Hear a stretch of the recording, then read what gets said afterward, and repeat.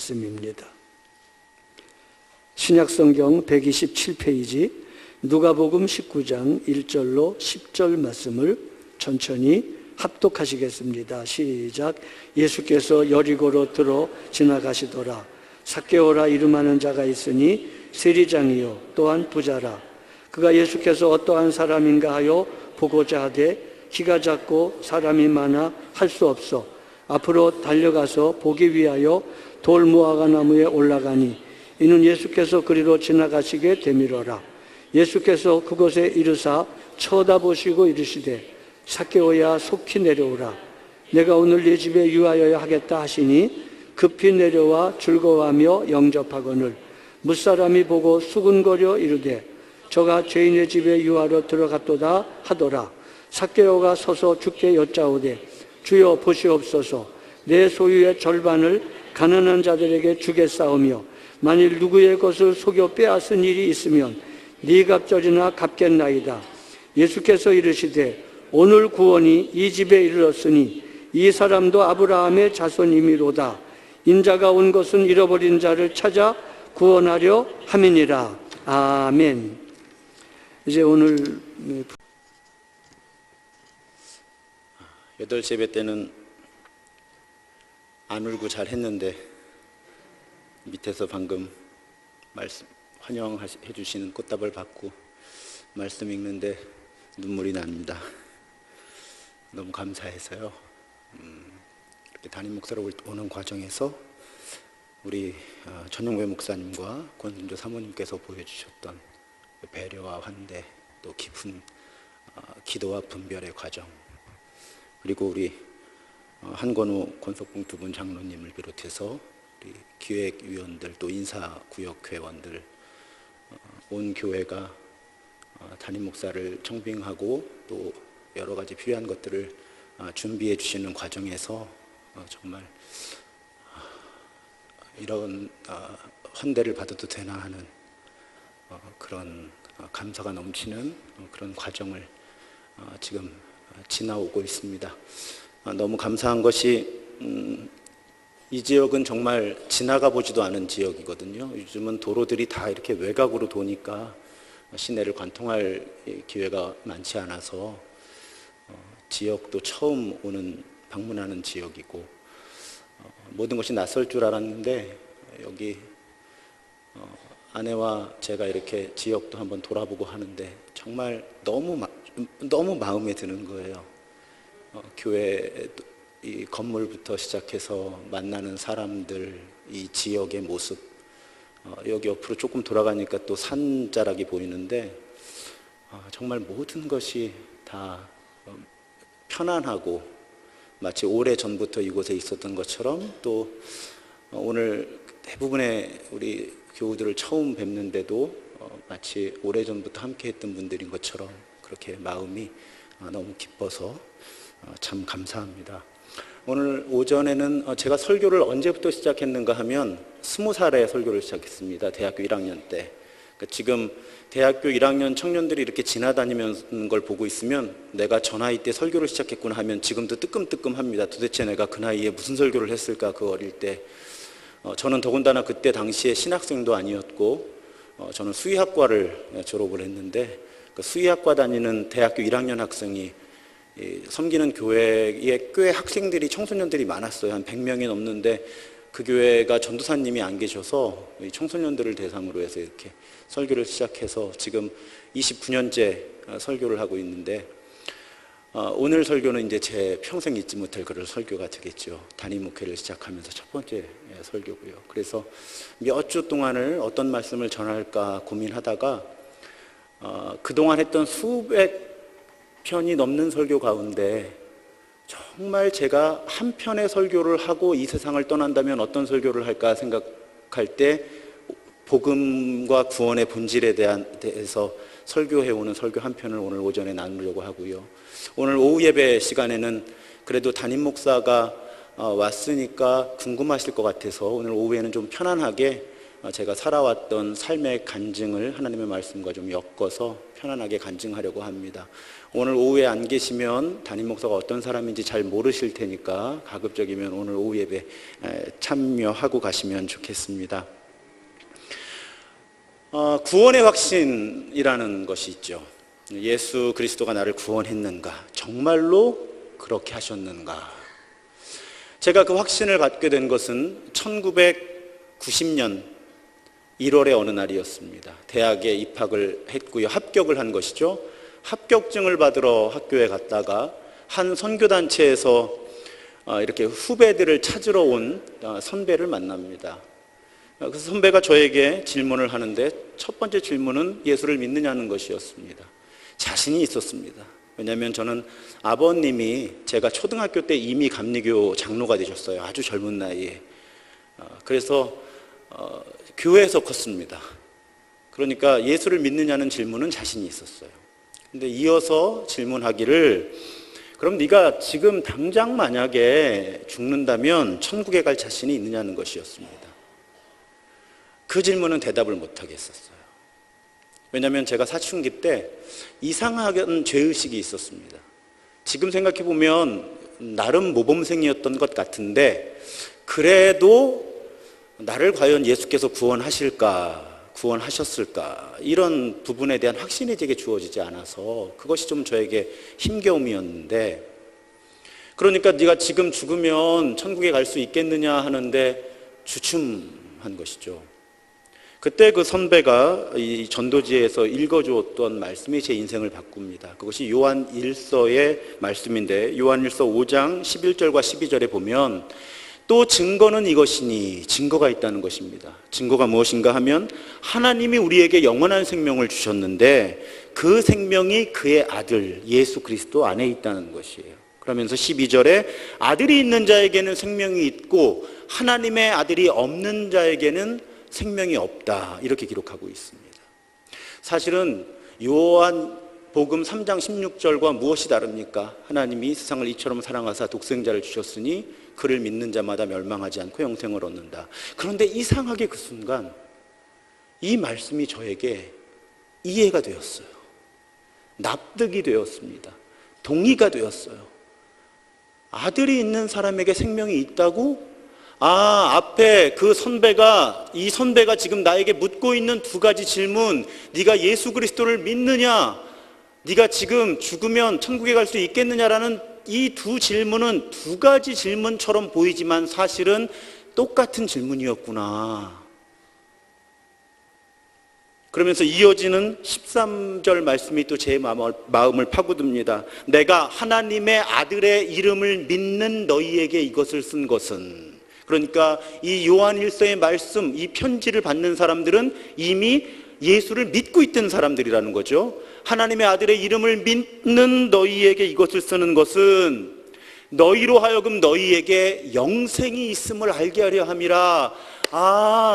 이 2000년 전에 초대교회 사람들 가운데서도 나처럼 예수를 믿는다고 하면서도 예수가 나에게 구원, 영원한 생명을 주는 것을 믿지 못하는 사람들이 있어서 하나님께서 이 요한 1서의 편지를 통해서 그 사람들에게, 이 사람아, 예수를 그리스도로 믿는 것이 당신에게 영원한 생명이 있는 거야 라고 알려주신 거구나. 그 동일하신 하나님이 2000년이 지난 다음에 나에게, 삼이야, 예수를 그리스도로 고백한다는 것은 이미 너에게 영원한 생명이 있는 것이다 라는 것을 깨우쳐 주시는구나 하는 감격 속에서, 당시에 학교는 서울에 있었고 집은 인천에 있었는데, 정말 그때 그 전철을 타고 인천에 내려오는 그 시간을 잊을 수가 없습니다. 제가 몸치만 아니었다면 지하철에서 춤을 췄을지도 모르겠어요. 제 모든 죄책감과 제 모든 열등감이 갑자기 사라져버렸습니다. 모든 것이 달라졌어요. 어렸을 때부터 교회에서 컸지만 그 주일에 교회 가서 예배를 드리는데 예배가 얼마나 감격적인지 모릅니다. 늘 해오던 봉사인데 이 봉사가 얼마나 귀하고 기쁜지를 모릅니다. 그런 변화가 일어났어요. 동일한 구원의 은총이 믿어지는, 받아들여지는 그 은혜가 우리 사랑하는 신도중앙교회 교우 여러분에게 함께하기를 주님의 이름으로 축복합니다. 자, 여기서 설교를 마치면 보통 돼요. 근데 저는 이제부터가 시작입니다. 사실은 이제부터 고민이 시작되는 거예요. 왜 그런가 하면 좋았잖아요. 얼마 못 가는 거예요. 이 가운데 많은 분들도 지나온 과정이거나 지나고 계시는 거예요. 자, 그렇게 좋았어요. 전철 안에서 춤을 출 만큼 좋았어요. 그런데 3개월이 지나고 6개월이 지나면서 그 감격이 자꾸 사라져 갑니다. 다시 옛날 모습으로 돌아가는 거예요. 어린 저에게는 궁금함이 생겼습니다. 왜 이럴까? 왜 이럴까? 하나님이 그런데 저에게 특별한 은혜를 주셔서 저를 신학대학원으로 부르셨고 목회자의 길을 걷게 하셨어요. 그러면서 제가 그렇게 믿으면서도 힘이 없어졌던, 무기력해졌던 이유를 하나하나 깨달아가게 하셨습니다. 그것이 무엇인가 하면 구원이 또 영원한 생명이 무엇인지를 제가 잘 이해하지 못했던 거예요.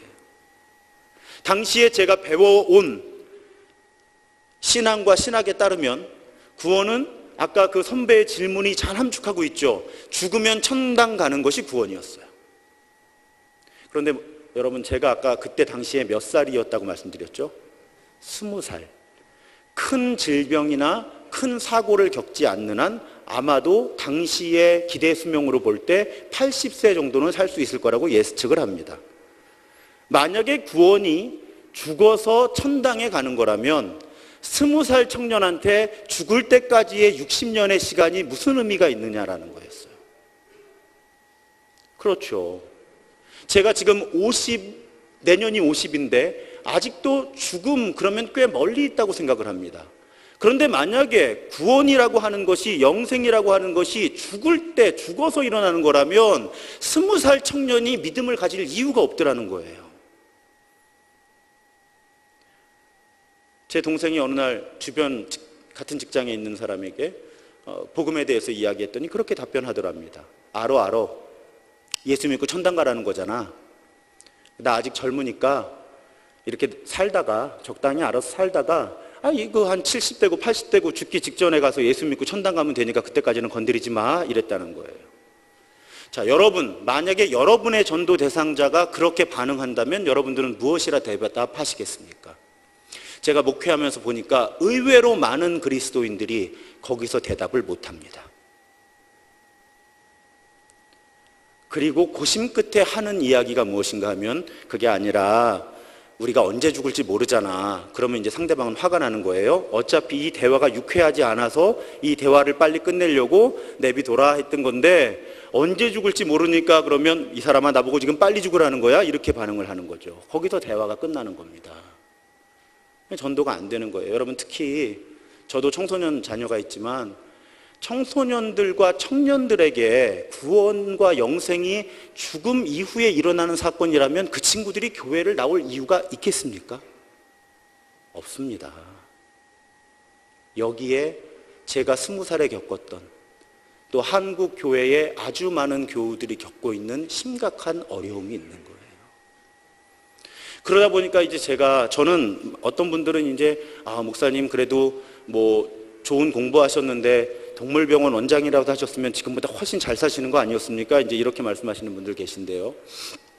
저는 목회를 한 해 한 해 해오면서 고백이 있습니다. 하나님이 저로 하여금, 정삼이로 하여금 교회와 누군가를 섬기게 하려고 목회자로 부르신 게 아니에요. 저를 잘 살게 하시려고 목회자로 부르신 거예요. 저를 살게 하시려고.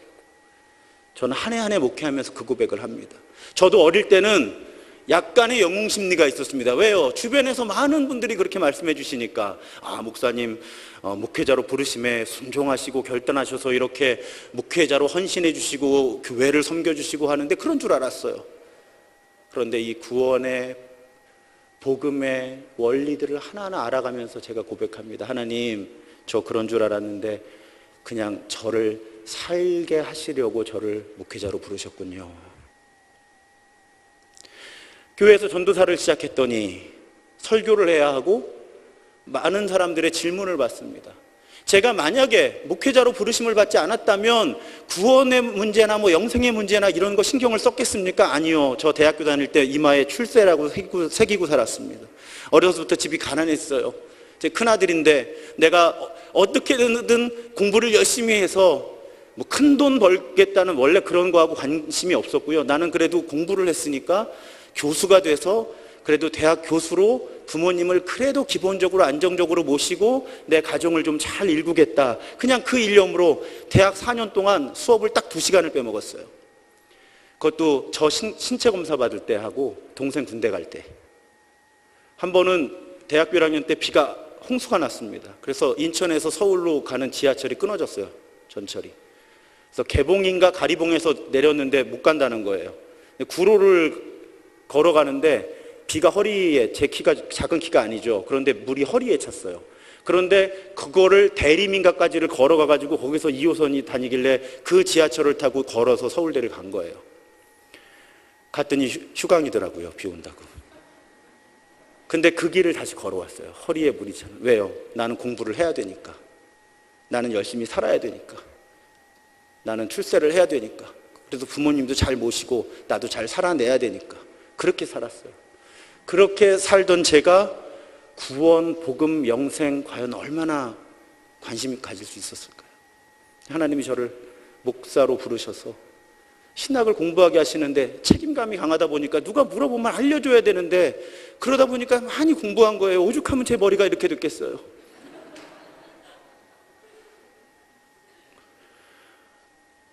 그렇게 하나하나 구원의 비밀을 은혜 안에서 깨달아 갑니다. 어느 날 말씀을 읽는데 요한복음 17장 말씀이 부딪힌 거예요. 17장 3절에 보면 영생은 곧 유일하신 참 하나님과 그가 보내신 예수 그리스도를 아는 것이다. 이렇게 기록하고 있어요. 나는 그동안 영생이, 영원한 생명이 죽어서 천당 가서 영원히 사는 건 줄 알았는데 하나님의 말씀은 영생이 죽어서 천당 가는 거라고 말씀하시지 않고 하나님을 아는 거라고 말씀하시네. 이거 뭔가 있다. 내가 모르는. 그렇게 말씀을 연구하다가 가장 결정적인 단서를 얻은 본문이 오늘 누가복음 19장 삭개오의 이야기입니다. 여러분, 예수 그리스도가 삭개오의 집에 머무세요. 도대체 몇 시간을 머무셨는지 1박 2일을 머무셨는지 알 수는 없습니다. 그런데 뭐 몇 시간을 머무셨다고 해도 참 많은 이야기가 오갔을 거예요. 그런데 성경은 특이하게도 삭개오의 딱 한마디와 예수 그리스도의 딱 한마디만을 기록하고 있어요. 제일 중요한 이야기겠죠. 삭개오의 한마디는 무엇인가 하면 아주 쉽게 말씀드리면 저 이제 돈을 버리겠습니다 이 얘기예요.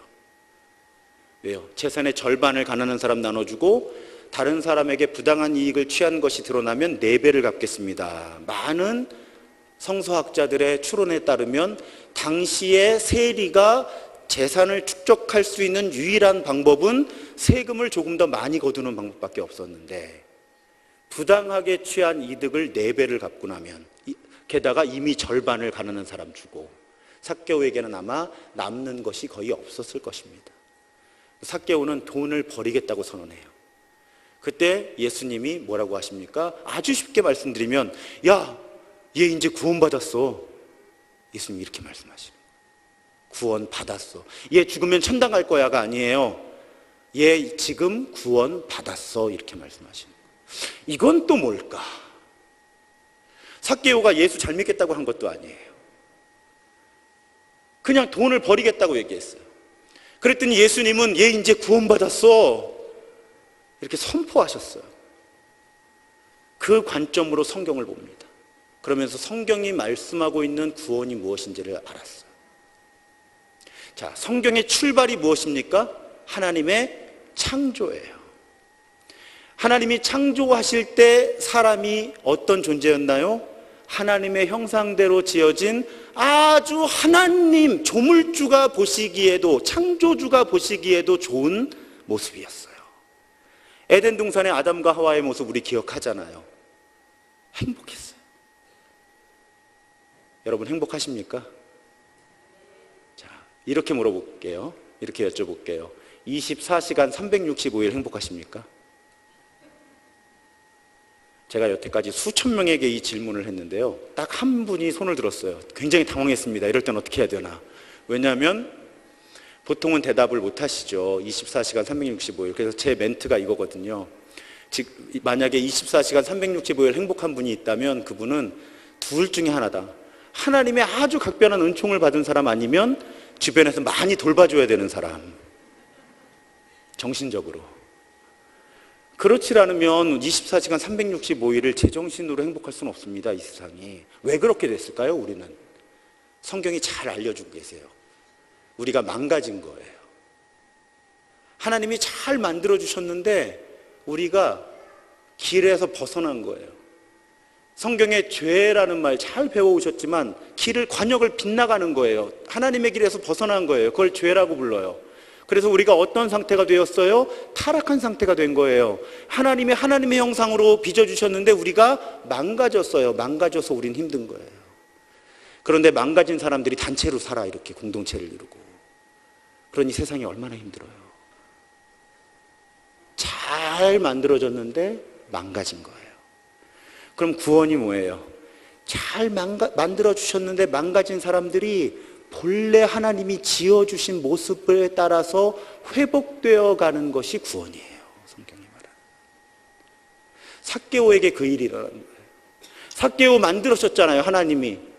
삭개오 하나님 만드실 때 세금 가지고 장난쳐서 부자 되라고 안 만드셨을 거예요. 삭개오는 부당한 이익을 취했을 거예요. 왜요? 공무원이 요즘 젊은 청년들에게 우상이에요. 왜요? 공무원인데 부자예요. 그런데 뭐가 부족해서 나무 위까지 올라갔겠냐고요. 뭐가 있었어요, 삭개오에게. 그런데 예수 그리스도를 만나고 알게 된 거죠. 내가 이렇게 삶이 빗나간 이유가 뭘까? 그것이 삭개오에게는 돈이었어요. 예수 만나 알게 된 거예요. 그러니까 삭개오가 고백한 거죠. 제가 돈을 버리겠습니다. 그 순간 잘 만들어졌다가 망가졌던 삭개오의 삶이 꺾인 거예요. 이걸 성경에서는 회개라고 불러요. 여러분, 회개는 그냥 잘못했습니다가 아니고요. 삶이 꺾이는 걸 말해요. 죄는 빗나가는 거고 회개는 그 빗나갔던 게 꺾이는 거예요. 예수를 그리스도로 만나서 삭개오의 삶이 이제 반전이 일어나요. 꺾여요. 그래서 예수님 선언하시는 거예요. 얘 이제 구원받았다. 구원은 거기서 시작됩니다. 삭개오의 구원이 시작된 거예요. 다음 날 삭개오는 분명히 후회했을지 모릅니다. 내가 도대체 무슨 짓을 한 거지 어제? 그런데 그 길을 걷는 거예요. 언제까지? 본래 지으신 완전함에 이를 때까지, 그리스도의 장성한 분량까지 그 길을 걷는 거예요. 그 길이 구원이에요. 그러니까 구원은 한 번 일어나는 사건이기도 하지만 평생 이루어지는 길이죠. 아마 우리 가운데 대부분은 살아서는 오래 그 영광을 회복하기는 어려울 거예요. 한계가 있고 세상이 타락했으니까. 그런데 우리는 그 길을 걷는 거예요. 그러다가 이 세상을 마치면 완전의 길에 들어갈 수 있겠죠. 그것이 구원인 거예요. 그럼 여기서 여러분께 여쭤볼게요. 구원은 살아서 경험하는 거예요? 죽어서 경험하는 거예요? 살아서 경험하는 거예요. 살아서 경험하는 거예요. 이걸 제대로 이해하려면 두 가지를 에 대한 고정관념을 바꿔야 되는데, 제일 중요한 게 하나님 나라 천국의 개념이에요. 본래 성경을 기록한 사람들의 세계관과 언어에서 천국은 나라를 말하는 게 아니에요. 하나님의 통치를 말하는 거예요. 하나님의 다스리심을 말하는 거예요. 그러니까 본래 성경의 천국, 하나님의 왕국, 하나님의 나라는 현세와 그 내세의 구분이 없어요. 하나님의 통치가 천국이에요. 그런데 이것이 중국어를 거쳐서 한글 성경으로 번역되면서 우리는 원래 보편적으로 갖고 있던 죽어서 가는 어떤 곳의 개념으로 성경을 읽기 시작한 거예요.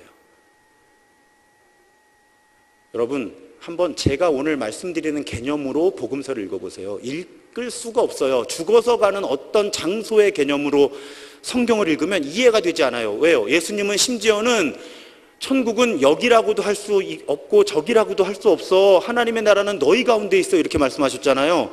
천국이 만약에 죽어서 가는 곳이면 어떻게 우리 가운데 있어요? 우리 다 살아있는데.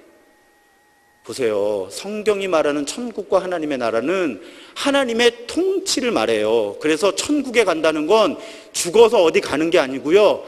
우리의 삶이 하나님의 통치 안으로 들어간다는 걸 말하는 거예요. 그리고 영원한 생명도요, 시간의 길이만 쭉 느리는 게 아니라 삶의 질이 바뀌는 거예요. 삶의 방식이 바뀌는 거예요. 제가 이제 한 3, 4주 핵심적인 가르침을 한 다음에 마가복음 강해를 시작하면 좀 자세히 다룰 거예요. 어떤 분 그렇게 얘기하시더라고요. 아니, 천국 가서 목사님 영원히 산다는데 지루해서 어떻게 영원히 삽니까? 그러는데 이해를 잘못하신 거죠. 영원한 삶이라는 건 본래 히브리인들의 사고에서는 그 영원의 의미는 미래에 하나님께서 이루실 일이 내 시간 속으로 들어오는 게 영원이에요. 여러분, 기가 막힌 경치 앞에 서거나 내가 너무너무 사랑하는 사람하고 있을 때 어떤 느낌이 드세요? 이 시간이 다른 시간같이 느껴져요. 바로 그런 경험이 영원의 체험이에요. 다른 세계가 내 세계로 들어오는 거. 아까 말씀드렸던 하나님의 통치가 그래서 내 삶 속으로 들어오는 경험이 사실은 영원인 거죠. 영원한 생명인 거예요. 그러니까 영생도 하나님의 나라도 죽어서 경험하는 것이 아니고요, 바로 지금 경험하는 거예요. 그걸 한참 고민할 때가 1994년, 5년, 6년 그때가 제가 신학대학원 다닐 때예요. 그때 기가 막힌 곡이 하나 나옵니다. 제가 구원의 이해를 정말 분명하게 하는데 도움을 준 곡이 나와요.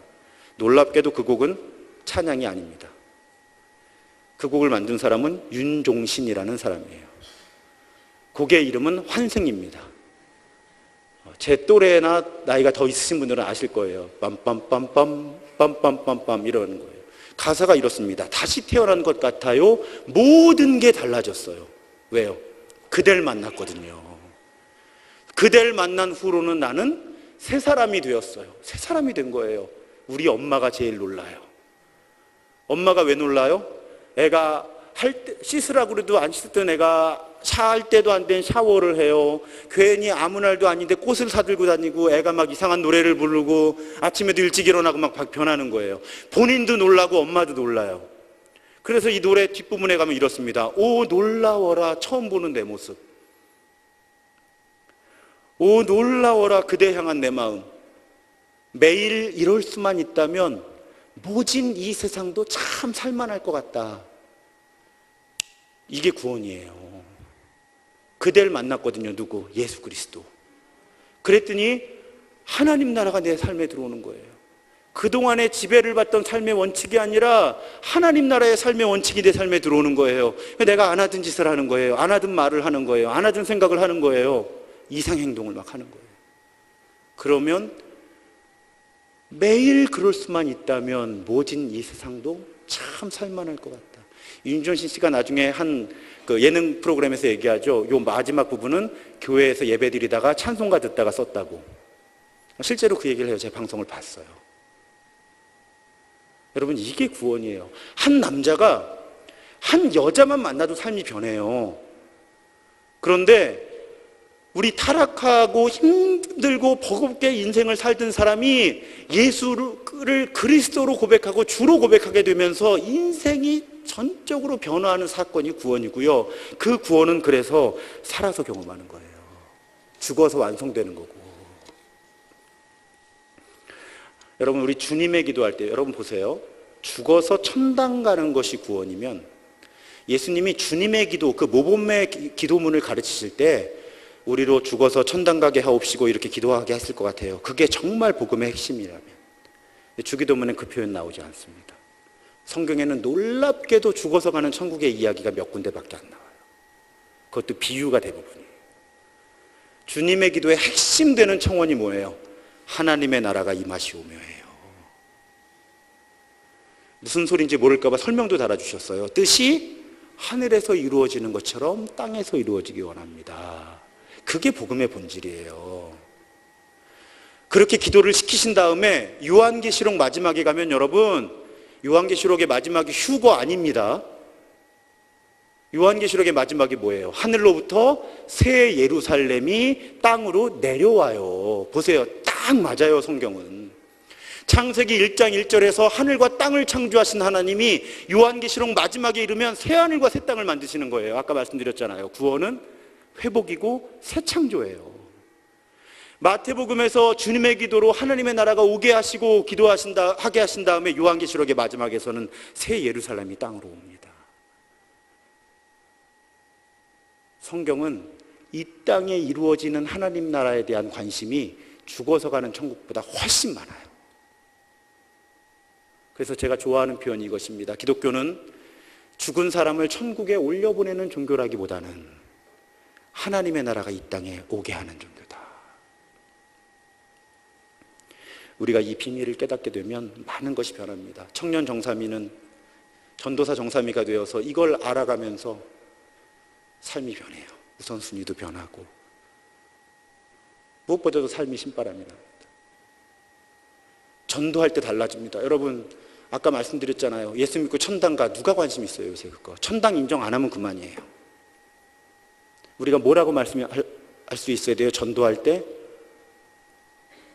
복음은 지금 네 삶을 바꿀 거야. 멋있게 바꿀 거야. 나를 봐까지 할 수 있으면 제일 좋아요. 나를 봐. 지금 이렇게 버겁고 힘들고 어려운 삶을 사는데 나 재밌게 살잖아. 나 소망 갖고 살잖아. 나 신나게 살잖아. 이유가 뭐야? 나는 구원받았거든. 내가 구원받은 거 알거든. 너도 너의 구원받았음을 인정하면 너에게도 이런 삶이 선물로 주어지는 거야. 우리 그렇게 말할 수 있어요. 전도예요. 또 한 가지 중요한 건요, 교회가 사회로부터 버림받은 외면당하는 제일 중요한 이유가 죽어서 가는 천당만 이야기했어요. 이 땅에 이루어지는 하나님의 나라를 말하지 않았어요. 그리고 이 땅에 하나님의 나라가 오게 하는 이를 위해 많이 기도하고 많이 실천하지 않았어요. 그래야 하는 거죠. 왜요? 그것이 하나님의 관심이거든요. 하나님의 나라가 오게 하시며.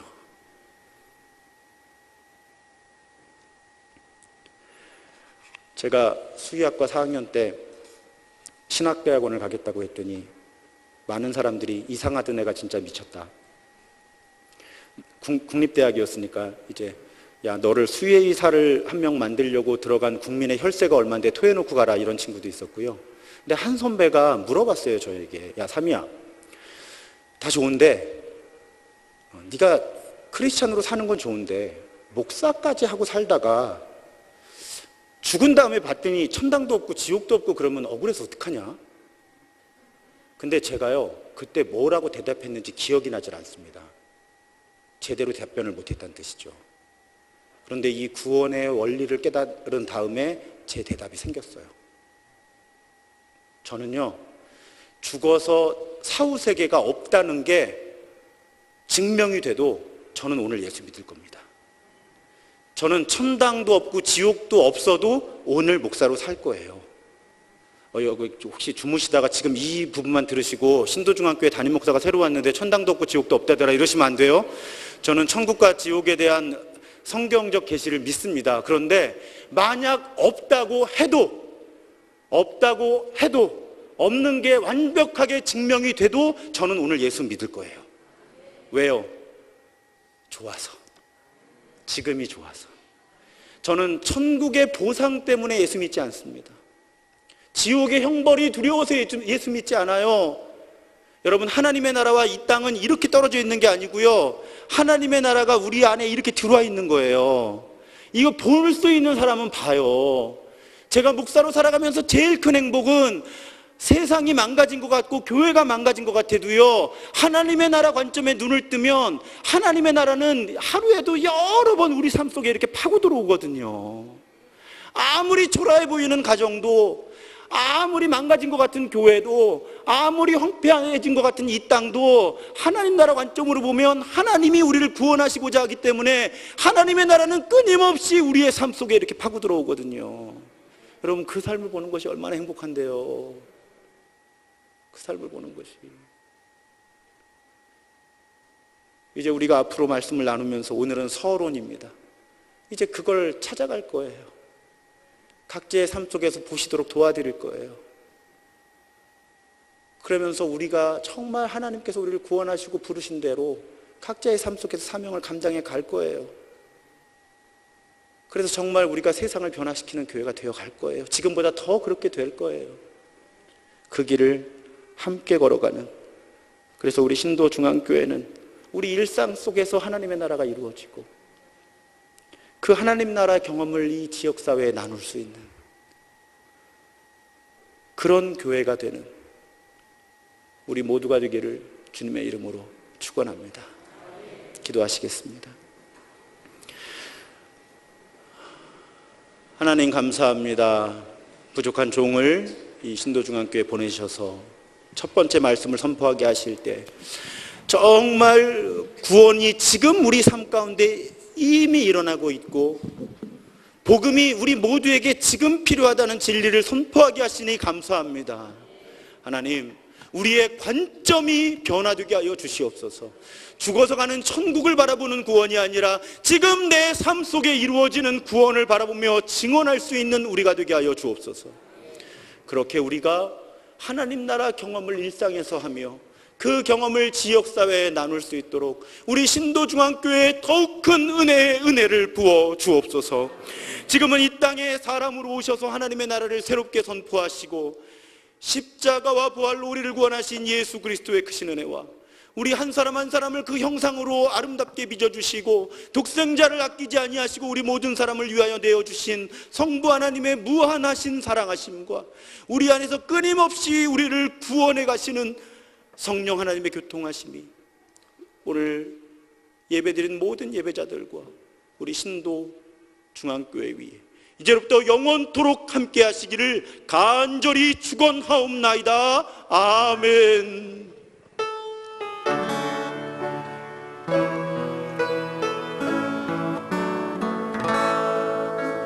주님 다시 오실 때